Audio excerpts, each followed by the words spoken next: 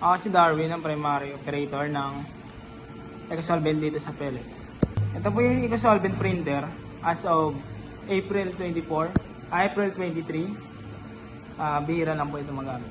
Sa consumable naman po, nag-consume po ako ng 2 ink, tapos isang media na 4.5. Dito naman po ang in-use supplies namin. Yun lang naman po. Dito naman po ang stock at unused supplies po. Bali, update naman po ang inventory kahapon. Good for 2 months po. Ito naman po yung head tsaka capping area po. Ito naman po ang ground wire, ABR plug. Dito naman po ako mag-head clean. Kailangan po nakaangat siya lagi. Nakaangat po yan. Then kailangan po naka-vibrate po itong dalawang throw.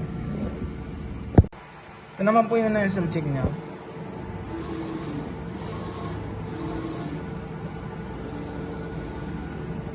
Okay naman po. Nandito naman po ang aming tank area. Ang last disposable ko po ay nung Monday. Nililinis ko po yung printer every Wednesday.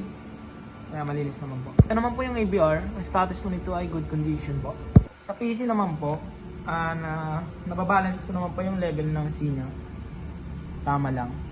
May update po ako sa antivirus blocker decrease para iwas virus. Nag-delete po ako this week ng 3 gig. Yun lang po. Thank you.